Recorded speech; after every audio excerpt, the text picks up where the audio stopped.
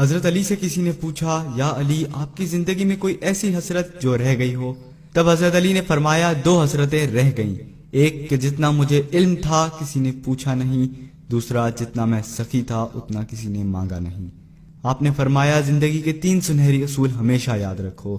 ایک، اس سے ضرور معافی مانگو جسے تم چاہتے ہو، دوسرا اسے مت چھوڑو جو تمہیں چاہتا ہے، تیسرا اس سے کچھ نہ چھپاؤ جس پر تم اعتبار کرتے ہو۔ آپ نے فرمایا، دوست سے سنبھل کے دوستی کرو، ہو سکتا ہے وہ کسی دن تمہارا دشمن بن جائے، اور دشمن سے سنبھل کے دشمنی کرو، ہو سکتا ہے وہ کسی دن تمہارا دوست بن جائے۔ زبان کا وزن بہت ہی ہلکا ہوتا ہے، مگر بہت کم لوگ اسے سنبھال پاتے ہیں۔ آپ نے فرمایا، جسم ایک دکان ہے اور زبان اس کا تالا، جب تالا کھلتا ہے تو معلوم ہوتا ہے کہ دکان سونے کی ہے یا لوہے کی۔ زندگی تیز ہواؤں کی مانند ہے، جس نے اس کی آندھیاں برداشت کر لیں وہ کبھی غم کی گھٹا نہیں دیکھتا، سرسبز و شاداب باغ دیکھتا ہے۔ حضرت علی سے کسی نے پوچھا، یہ کیسے پتا چلے گا کہ جو پریشانی یا مصیبت ہم پر آئی ہے وہ اللہ کی طرف سے آزمائش ہے یا ہم پر اللہ کی طرف سے سزا ہے؟ آپ نے جواب دیا، جو مصیبت تجھے اللہ کی طرف لے جائے وہ آزمائش ہے، اور جو مصیبت تجھے اللہ سے دور کر دے وہ سزا ہے۔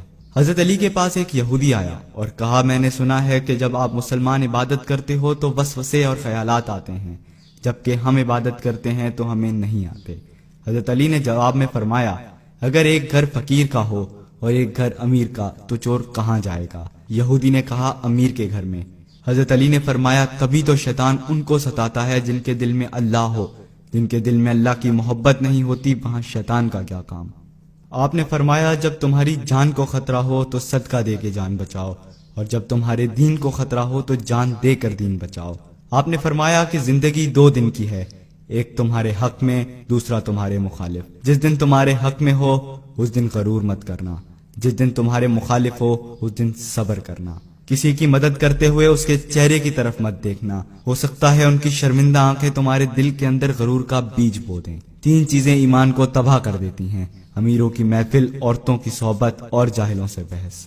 حضرت علی نے فرمایا، جانور میں خواہش اور فرشتے میں عقل ہوتی ہے، مگر انسان میں اللہ تعالیٰ نے دونوں رکھی ہیں۔ اگر وہ عقل دبا لے تو جانور، اگر خواہش کو دبا لے تو فرشتے کی مانند ہو جاتا ہے۔ آپ نے فرمایا، اپنے جسم کو ضرورت سے زیادہ مت سنوارو، اسے تو مٹی میں مل جانا ہے۔ سنوارنا ہے تو اپنی روح کو سنوارو، کیونکہ اسے تو رب کے پاس لوٹ کے جانا ہے۔ مومن کی مثال ترازو کے پلڑے جیسی ہوتی ہے، جس قدر اس کے ایمان میں اضافہ ہوتا ہے اتنی ہی اس کی آزمائش بڑھتی ہے۔ آپ نے فرمایا، اچھے لوگوں کی ایک خوبی یہ بھی ہوتی ہے کہ انہیں یاد نہیں رکھنا پڑتا، وہ یاد ہی رہتے ہیں۔ آپ نے فرمایا، رزق کے پیچھے اپنا ایمان مت خراب کرو، کیونکہ رزق انسان کو اس طرح تلاش کرتا ہے جیسے مرنے والے کو موت۔ حضرت علی نے فرمایا، رشتے خون کے نہیں احساسات کے ہوتے ہیں، اگر احساس ہو تو اجنبی بھی اپنے ہو جاتے ہیں، اگر احساس نہ ہو تو اپنے بھی اجنبی ہو جاتے ہیں۔ ایک مرتبہ کساب آواز لگا رہا تھا، تازہ گوشت ہے لے لو۔ وہاں سے حضرت علی کا گزر ہوا، کساب نے آپ سے کہا، تازہ گوشت ہے لے جائیں۔ حضرت علی نے فرمایا، آج میری جیب اجازت نہیں دیتی۔ کساب نے بولا، میں آپ سے ادھار کر سکتا ہوں۔ اس سے آپ نے ایک بہت حکمت سے لبریز جملہ ارشاد فرمایا۔ آپ نے فرمایا، یہ ادھار میں کیوں نہ اپنے پیٹ سے کر لوں، جس کو میں جنت میں اس سے بہتر غذا کھلا سکتا ہوں۔ حضرت علی نے فرمایا، لفظ انسان کے غلام ہوتے ہیں مگر صرف بولنے سے پہلے تک، بولنے کے بعد انسان اپنے لفظوں کا غلام ہو جاتا ہے۔ آپ نے فرمایا، کوئی تمہارا دل دکھائے تو ناراض مت ہونا، کیونکہ قدرت کا قانون ہے، جس درخت کا پھل زیادہ میٹھا ہوتا ہے لوگ پتھر بھی اسی کو مارتے ہیں۔ آپ نے فرمایا، کسی کا عیب تلاش کرنے والے کی مثال اس مکھی جیسی ہے جو سارا خوبصورت جسم چھوڑ کر صرف زخم پر جا کر بیٹھتی ہے۔ آپ نے فرمایا، اچھا دوست چاہے کتنا بھی برا بن جائے کبھی اس سے دوستی مت توڑنا، کیونکہ پانی چاہے کتنا بھی گندا ہو آگ بجھانے کے ضرور کام آتا ہے۔ آپ نے فرمایا، زندگی کے ہر موڑ پر صلح کرنا سیکھو، کیونکہ جھکتا وہی ہے جس میں جان ہوتی ہے، اکڑنا تو مردے کی پہچان ہوتی ہے۔